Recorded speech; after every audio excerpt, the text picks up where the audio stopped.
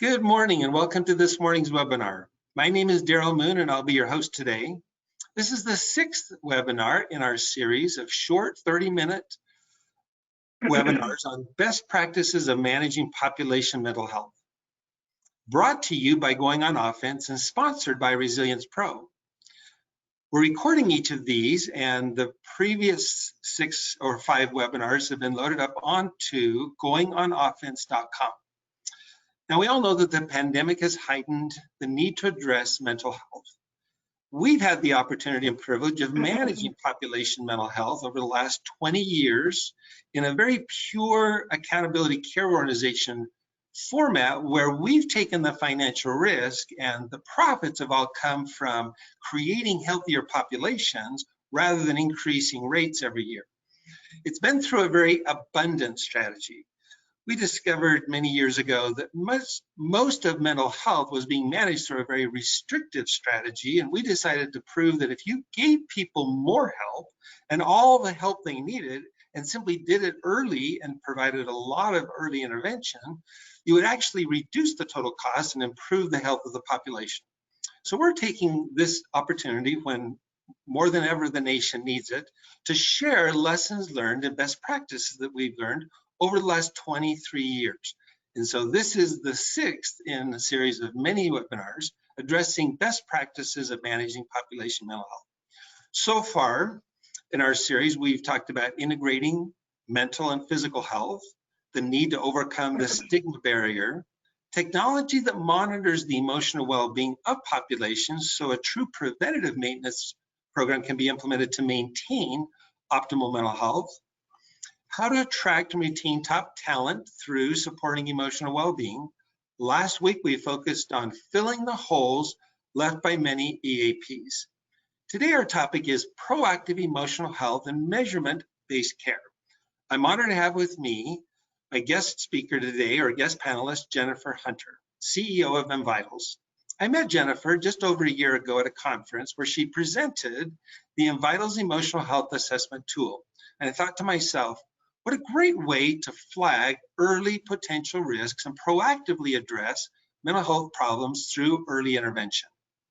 I would like to give Jennifer a chance to introduce herself and the emotional health platforms she has built to help organizations value, measure, and improve employee emotional health. Jennifer? Thanks so much, Daryl. It's great to be with you today. And as Daryl said, I'm Jennifer Hunter. I'm CEO of mVitals. And I think what's important to know about me is that first, I'm a cognitive behavioral therapist. Although I haven't done that work in a very long time, mVitals is a clinician-led health IT company. And our platform enables prevention, early identification, and connection to measurement-based care, which I'm really excited to be talking about today, Daryl. Our tool and our platform is really about finding people early in their mental health journey and providing highly personalized care pathways. And we do that through understanding not just their symptoms, because we have a very symptoms-based mental health care system. We do that through also understanding what we call the primary drivers of emotional health and having a holistic view of someone's emotional health, which we really define as a dynamic state of being. Emotional health is something that we all experience. And so just like Orion, Daryl, we're really committed to whole population emotional health, and our platform enables that. So really happy to be here talking to you today about a couple of my favorite topics, which is why is proactive approach so important and why is measurement-based care so important? So let's start with that. Why is it so important to have proactive mental health? Why is proactive mental health so important? Yeah, and Daryl, I think that you guys did such a great job of really focusing on mental health stigma in your last webinar. And so what I'll say about that is that we really have a mental health system that reflects the societal stigma that we've had around mental health. I've been kind of beating this drum for 20 years, working with large employers to say, maybe the reason your diabetics aren't able to make healthy lifestyle choices has to do with their emotional health. Maybe the obesity issues in your population has to do with your emotional health, and have done some really robust research around that over the last 20 years and proved, in fact, that in order to move the needle on overall health, we have to get past this mental health stigma barrier that we have. What we know is that 80% of employees are still ashamed to access services. One of the things I spend a lot of time talking to CEOs about is, why is mental health the most costly medical condition in our society? Why is it more than cancer and diabetes combined? And there's a few really important reasons for that, Daryl. One is that it is a chronic condition of early adulthood. 3/4 of mental health conditions onset occur by 30, and yet people wait an average of 11 years to seek care. And so we have, think about a diabetic waiting 11 years to seek care. When people have physical problems, they raise their hands right away. And our system really reflects the societal stigma that we have in mental health, in that people say to themselves, there's something inherently wrong with me. I'm not smart enough. I have to be smart enough to deal with this. I have to deal with this on my own. And so when we begin to build care strategies for employers and our business solution partners, we focus on access, we focus on awareness, and we focus on cost. But you have to deal with stigma first. You have to address stigma first. And so for us, that really is a whole population approach. It's senior leadership led, and it's providing a normalizing voice to mental health. And we do that by framing it in a broader context of emotional health.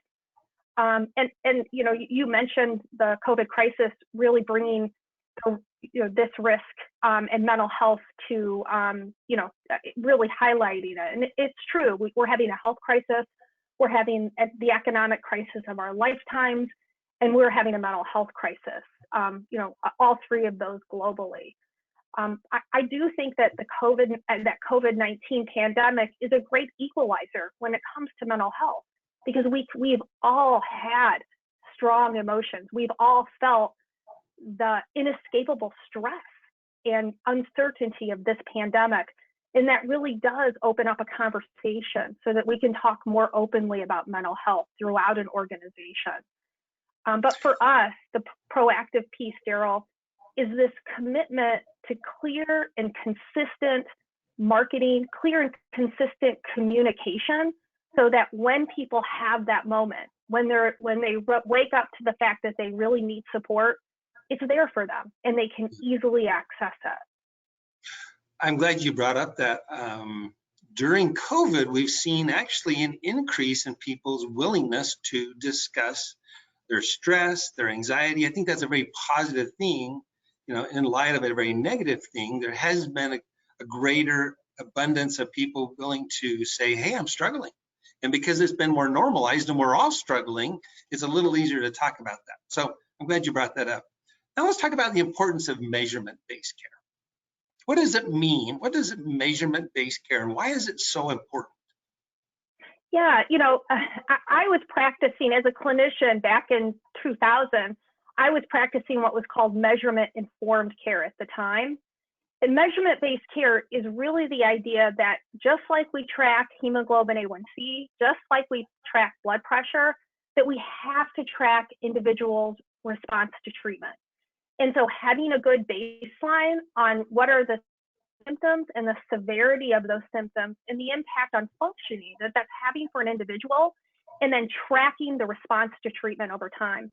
And the reason that's so important is that, number one, we know that measurement-based care delivers on average 60% better outcomes. That when clinicians and patients are understanding, is this medication working?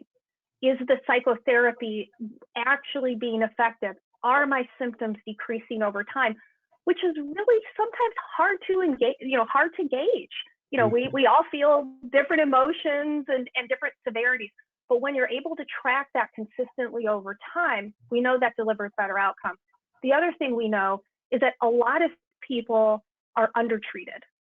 And so they may, they may have treatment for their depression, for example, and they may be able to get out of bed and show up to work, but that doesn't mean they're asymptomatic. We know that 75% of people with mental health conditions, if they're properly diagnosed and they're properly treated, can live symptom-free. And that's critically important because we have to understand that mental health conditions are chronic and they're recurrent. And that when they recur, it's much harder to be symptom-free. And so there really is this need to determine, are people asymptomatic? We have to get more refined on, to what level has someone recovered. The last thing I'll say about the importance of measurement-based care and why we feel like it really can live with the employer. Employers are the largest purchasers of behavioral health care in our country, and they have very little knowledge on the value that they're purchasing.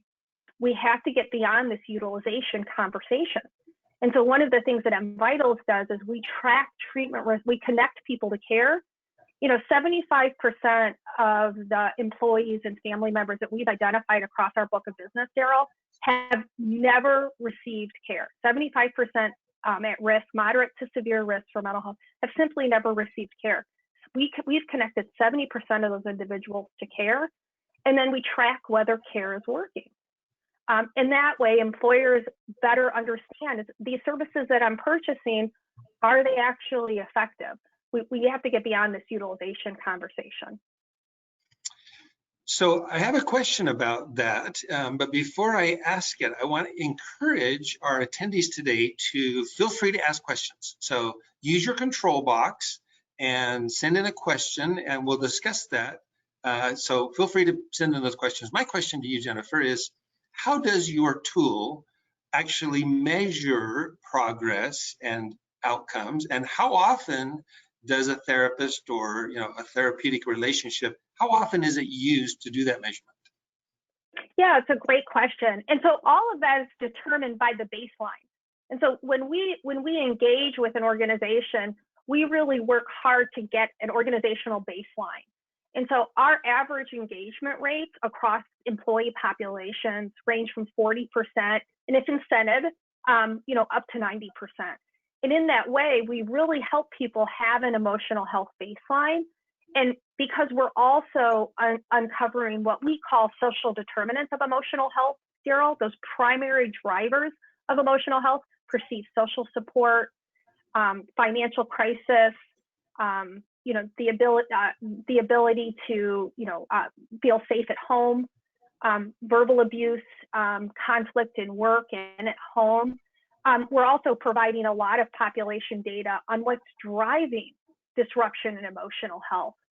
And then based on baseline score, we invite people to retake their mVital. So depending on, whether they're in an emotionally healthy place, and it's really about prevention, about helping them stay emotionally strong, giving them the tools and strategies to effectively manage stress, or if it's someone that we've connected to care, we may re-invite them to check in on their emotional health more frequently.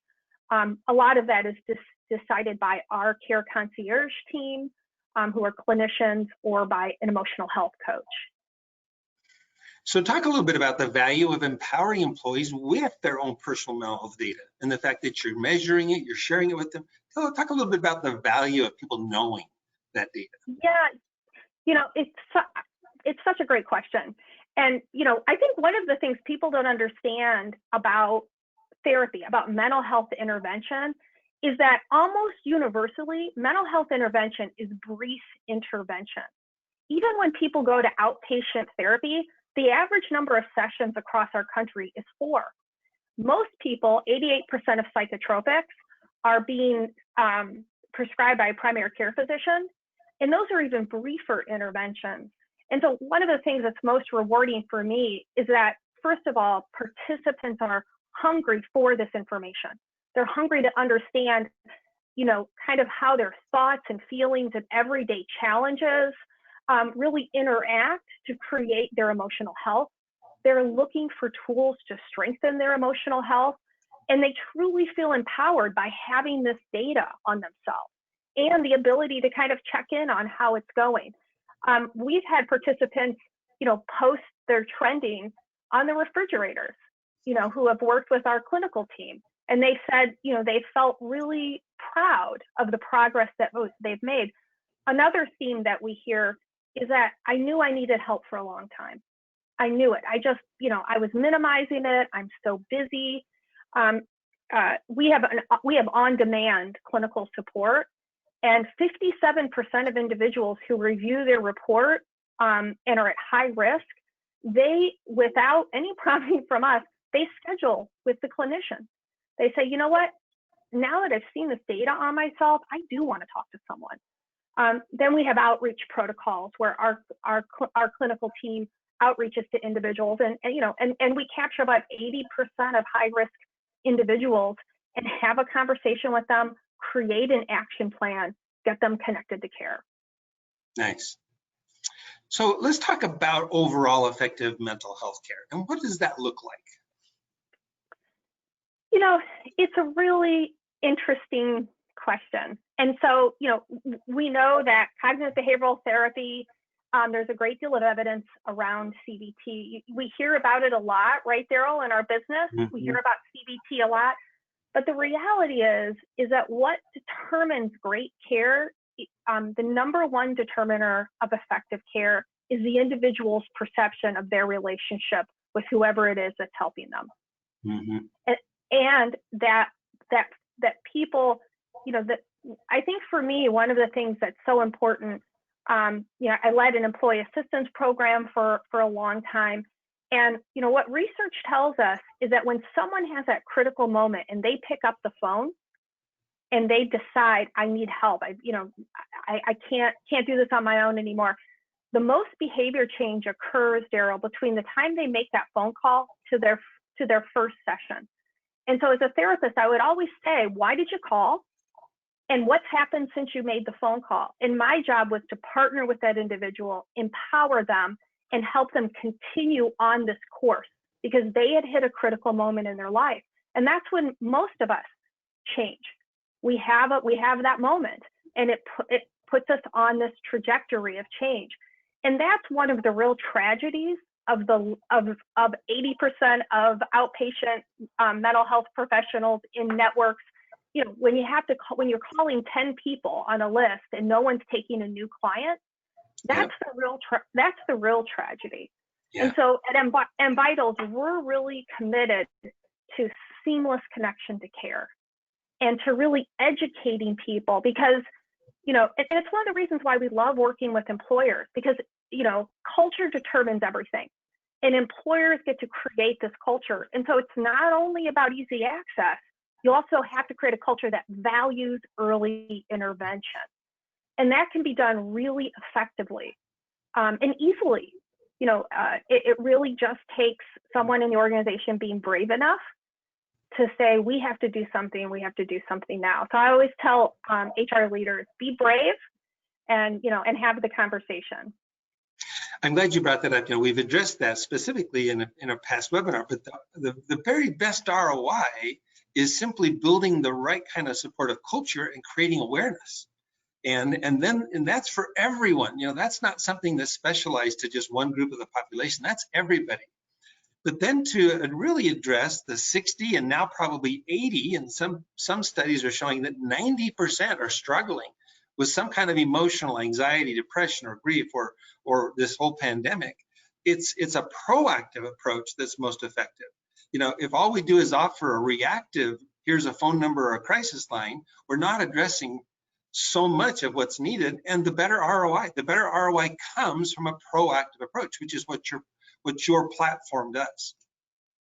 Yeah, and I also think one of the things I want to say about COVID, I don't want to forget to say this, Daryl, that I've been doing presentations for employer groups, for large organizations around mental health and COVID. And I think I did my first one first week in April. When none of us could have imagined that we would be where we're at today come late August, right? None of us knew that this is where we would be. And there were just some of the first data coming in about that that this pandemic was really putting people, certainly at risk for stress overload, which is something that we identify, but also at risk for serious mental health conditions. But now, as this pandemic has gone on, my data set, the conversation that I have with these employers is about the 8,000 more suicides that are projected this year as a response to this pandemic. Daryl, people need a release valve. And that includes HR leaders. When I talk to corporate HR leaders, they're making some of the most difficult decisions of their career. Who gets tested? When do people come back to work? How do we keep people safe? Tremendous responsibility. And so we all need a release valve from that pressure right now. And proactive support, something that makes it feel like, my employer is doing something that's real, that's measurable. They're offering the access that I can access virtually and easily. I think it's important now more than ever, Daryl. I know you share that sentiment, but I think that people are at serious risk. Suicide is a very, very important health topic, and it's something that we know is increasing with this pandemic. Right. So let's take some of the questions that have come in. Okay. What are some of the strategies used to encourage employees to take the assessment? That's a great question. So I think that for us, it's really about a normalizing strengths-based voice, aligning emotional health like Ryan is so good at with physical health. This is really checking in on your emotional health and better, empowering you to better understand. The other piece that's really critically important is senior leadership support.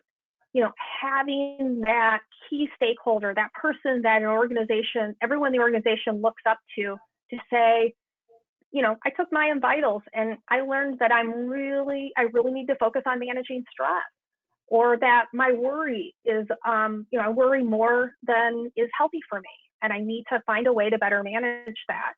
I think that the senior leadership support, and it's about a strategy that aligns with the culture of an organization. Is the organization highly unionized? Is it top down? Is it more of a technology, democratic, what is valued in the organization? And, is it about psychological safety? Are there a lot of safety sensitive duties in the organization? What is valued? And, how does emotional health inform the outcome of that? And it's aligning with business outcomes, right, Daryl? At the end of the day, we're all doing, we all have businesses. We're responsible for bottom lines. And how do we align with that as well? Very good. So what happens after an employee takes an assessment? Explain maybe the process. They complete the assessment, and then what happens at that point? They immediately receive their emotional health results, which is not a story about, are you depressed or aren't you? Are you anxious or aren't you? Although we very quickly determine risk for common mental health conditions, not just depression and anxiety. Traumatic stress is an epidemic in our society. It's critically important that we identify people who are at risk for that, because that's very specific clinical protocols. Substance misuse, but also understanding those life events, health and health behaviors that we know have a dynamic interaction with emotional health, including the workplace. We consider the workplace a social determinant of emotional health. And so they receive their report, and within that report, they receive highly personalized care and resources based on their scores. And so that may include connecting on demand with a master's level clinician. It may be a program to strengthen their emotional health. It may be driving them to a best-in-class EAP that the employer already has in place, but is frustrated that more employees aren't using. So we personalize those resources based on the care strategy that we've created with the organization and based on the individual's Vital score. Very good. Another question is, what are some of the access challenges you're finding with some of the EAPs that are being offered? It's a great question. You know, one of the things that that our care concierge team does is that we provide a white glove experience connecting individuals to care. And so, for example, in some use cases, we're connecting individuals to the outpatient mental health benefits or the EAP benefit that employer has in place. And we vet those resources. We make sure there's availability. We make sure that there are therapists with a specialty, and we support the individual in connecting to care. What we surface for the employer is average number of days to first appointment, number of clinicians in the network who aren't taking new clients. And so we serve as a quality check to those benefits. And what's remarkable is that many employers have no idea that data set, how, you know, that it takes 17 days to wait for an appointment in their EAP. And so providing that data to employers helps them understand what are the access issues that we're having. Nice, very nice. All right, well, Jennifer, is there anything in conclusion that you'd like to mention before we wrap things up?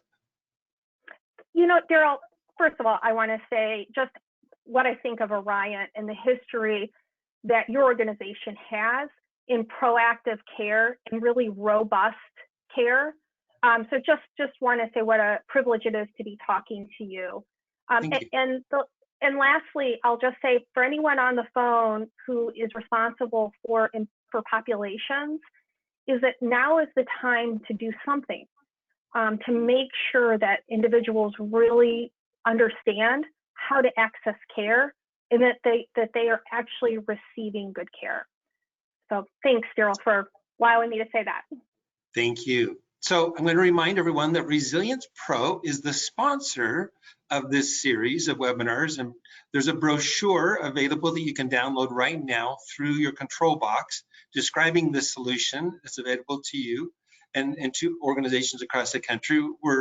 We're honored to have Envitals as a part of that solution. Resilience Pro offers a host of different solutions. One of those is the Envitals Deluxe Emotional Assessment Tool. Next week's webinar in this series of best practices of managing population mental health will be the role of technology and mental health apps in managing population mental health. A few of our future topics that we'll be addressing in this series are solving the mental health provider shortage crisis. That's an item that exists, or a problem that exists everywhere across the country. You know, sure, you might have an EAP, or sure, you might have an outpatient benefit, or sure, there's a network of providers, but as Jennifer mentioned, actually finding someone that's taking a patient and taking a patient quickly is a major problem. So we're going to address what we have found to be successful in actually solving that problem. We'll also talk about the importance of specialized case management and the need to make sure that mental health being managed is incorporating a specialized case management approach. And also we'll be addressing questions like, how do you manage population behavior change? So with that, we're going to conclude today's webinar. We'll remind everyone that we are recording these and we're posting these on our goingonoffense.com website. Again, the reason for the word going on offense is we're not just sitting back and saying, look, we hope everyone's going to be okay. The emotional impact of this pandemic is serious. And so this whole effort and the many, many hours of webinars we put together so far have been to address in a very offensive way in terms of being proactive, addressing emotional concerns and needs. So with that, we'll sign off and wish everyone a wonderful day. Thanks and have a good one.